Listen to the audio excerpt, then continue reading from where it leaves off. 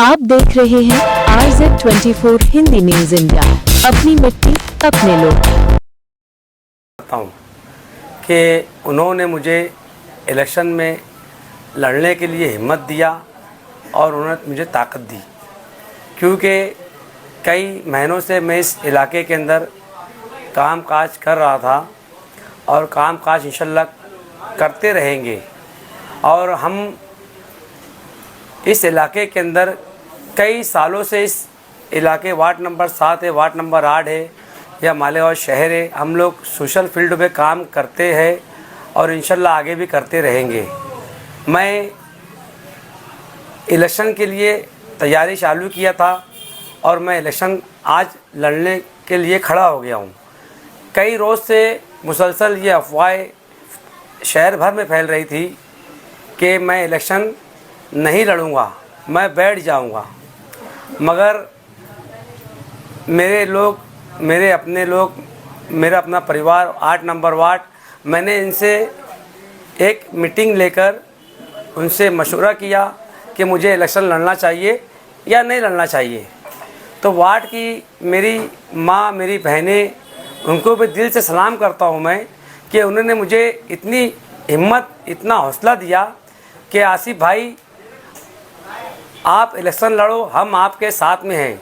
अगर आप इलेक्शन नहीं लड़ेंगे हम आपको घर से लाके इलेक्शन लड़वाएंगे, क्योंकि हमें आपके जैसा नौजवान और आपके ऐसा बेटा, आपके ऐसा भाई हमको इस वार्ड में होना, जो काम काज के बुनियाद पर इस इलाके में खड़ा हुआ है। मैंने कभी भी मेरे मुफाद के लिए या मेरी जाति कोई भी काम के लिए मैंने इस फील्ड पे नहीं आया था। मैं लोगों के बीच में, आवाम के बीच में काम करने के लिए पहुंचा था और मैं काम कर रहा हूं और काम करता रहूंगा। इलेक्शन से पहले ही मैं महानगर पालिका के इलेक्शन से पहले ही कई काम अनेक मैंने वार्ड में किया है। मैं इस काम के बिना पे वोट लेने के लिए कल से हम घर के बाहर निकलेंगे और हम वार्ड को, शहर को ये बताएंगे कि काम हम करके कैसे बताते हैं। इंशाअल्लाह मुझे इस्लाम पार्टी से मैं ख्वाहिशमंद उम्मीदवार था, मुझे इस्लाम पार्टी ने टिकट नहीं दी, तो मैंने फ़ैसला किया आज़ाद उम्मीदवार लड़ने का। मैं इलेक्शन लड़ रहा हूँ और मैं इलेक्शन इंशाअल्लाह लड़ रहा हूँ, मगर जीतने के लिए। और मैं इंशाअल्लाह इस वार्ड की आवाम, 8 नंबर 8 की आवाम बताएंगी कि जीत कैसी होती है। आपका मुकाबला किससे है? मैं 8 नंबर वार्ड में निहाल नगर इलाके से उम्मीदवारी कर रहा हूँ, या पूरे वार्ड की उम्मीदवारी कर रहा हूँ मैं। आप किसके सामने? अभी मेरा मुकाबला अज्जू भाई लस्सन वाले के सामने है। आप लेडीज सीट से लड़ रहे हैं? हाँ, लेडीज सीट से लड़ रहा हूँ। वार्ड में हजारों लोग ऐसे हैं जो शेख रशीद और आसिफ शेख परिवार से मोहब्बत करते हैं, तो क्या आप वो दोनों से जो मोहब्बत करते, ऐसे वार्ड में बहुत से लोग हैं, तो क्या ये इलेक्शन के अंदर आपको उनके बगैर जाने के बाद जीत मिलेंगी? देखिए, अगर मैं उस काबिल में अगर बना हूँ तो इंशाल्लाह जीत हर हाल में फतेह होंगी, क्योंकि मुझे मेरे आप पे, मेरी वार्ड की आवाम पे मुझे इतना भरोसा है कि इस बार वार्ड तब्दीली चाहता है और इंशाल्लाह इस वार्ड में बदलाव हर हाल में आएगा। आप उम्मीदवारी कौन कर रहा है? आपकी घरवाली या वालिदा? मेरी बच्ची कर रही है। और मेरी वार्ड नंबर 8 की आवाम से मौदवाना गुजारिश है, अपील है कि इस मर्तबा फ़ैसला सोच समझ कर, ईमानदारी के साथ, दयानतदारी के साथ और अक्ल के साथ आप लोगों को करना है, क्योंकि हर मर्तबा आप लोगों ने जो भी फ़ैसला लिया है, बदले में आपको क्या मिला है, खुद मुहसबा करें, खुद सोचें। और इस बार अगर कुछ नए चेहरे आए तो उन्हें किस तरीके से कामयाब करना है वो भी सोचें। कहीं ऐसा ना हो कि फिर कोई दोबारा आपके काम करने की हिम्मत ना करे, आपके बीच आके अच्छा काम करने की सोच ना रखे। क्यों? कि आसिफ बारदान वाला जिस मेहनत, लगन और जद्दोजहद के साथ आप लोगों के बीच काम कर रहा है, तो उसकी चाहत है कि वो इलाके में कुछ बेहतर कर सके। और अगर आप लोगों ने उसके साथ इंसाफ नहीं किया तो फिर आपको इंसाफ दिलाने के लिए कोई नहीं आएगा।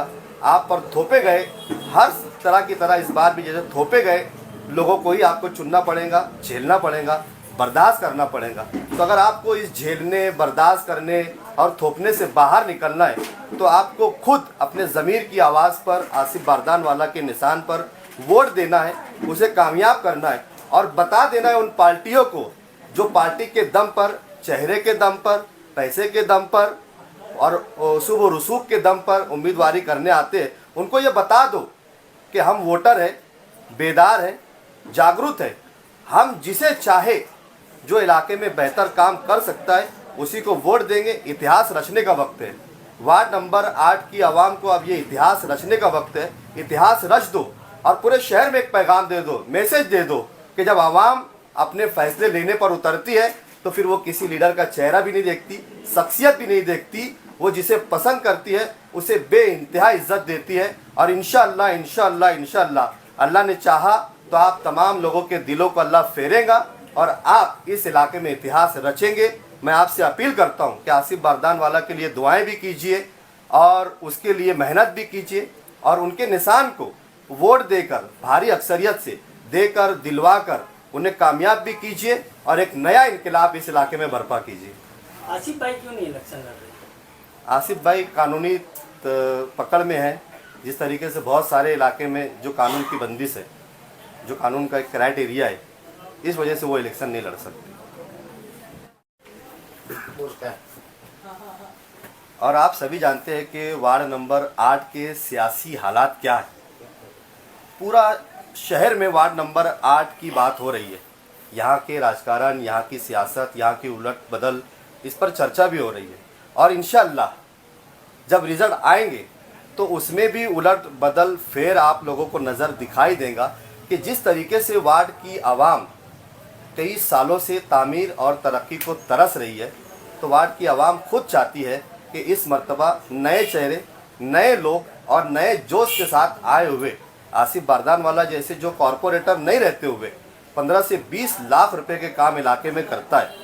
शहर में कॉरपोरेटर ऐसे भी है जिनके पास बहुत माल व ज़र है, लेकिन बावजूद उसके वो इलाके में नगर सेवक रहते हुए काम नहीं करते। लेकिन आसिफ बारदानवाला कोई नगर सेवक नहीं है, बहुत पैसे वाला नहीं है, बावजूद उसके काम का जज्बा उसके दिल में है, तो उसने वार्ड में 15 से 20 लाख रुपए खर्च किए जहाँ जहाँ आवाम को मसाइल थे। और यही वजह है कि आसिफ बारदानवाला इलाके की पहली पसंद है और इंशाअल्लाह वार्ड नंबर 8 की आवाम ये कामयाबी के ज़रिए बताएंगी कि ये बदलाव की लहर, ये तरक्की की लहर, ये तामीर की लहर, ये काम की लहर वार्ड नंबर 8 में इस कदर चलेंगी कि आसिफ बारदानवाला की कामयाबी का शोर पूरे शहर में इंशाअल्लाह गूंजेगा और सुनाई देगा। आज़ाद उम्मीदवार, बहुत सारे उम्मीदवार यहाँ वार्ड नंबर 8 में आज़ाद उम्मीदवार, पार्टी से ऐसा कोई मजबूत उम्मीदवार नजर नहीं है मुखालिफ इस्लाम पार्टी के अलावा। हाँ। तो क्या जो आज़ाद है आप लोग उनसे मिल के कोई काम करेंगे, किसी को अपना अपना इलेक्शन लड़ेंगे आपके लिए? अभी देखो, अभी हम जब तक ये प्रेस कॉन्फ्रेंस ले रहे हैं, अभी तक हमारी किसी आज़ाद उम्मीदवार से बातचीत नहीं हुई है।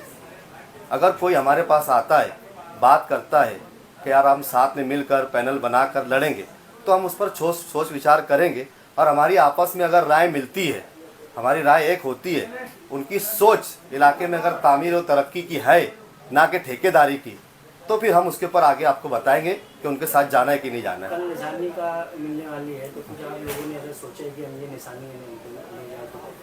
हाँ, वो हमने 2-3 निशान सोच कर रखा है। हम ऐसा निशान लाएंगे जो लोगों के दिलों पर निशान कर जाएगा इंशाअल्लाह। क्या सवाल है? उम्मीदवारी इस वार्ड से आसिफ बारदानवाला कर रहे हैं या उनके परिवार से कोई कर रहे हैं? आसिफ बारदानवाला के परिवार से एक नौजवान, पढ़ी लिखी, ग्रेजुएट, अनपढ़ जाहिल गवार नहीं, पढ़ी लिखी नौजवान, समझदार और ग्रेजुएट हमने अपने घर से उम्मीदवार उतारा है। क्यों?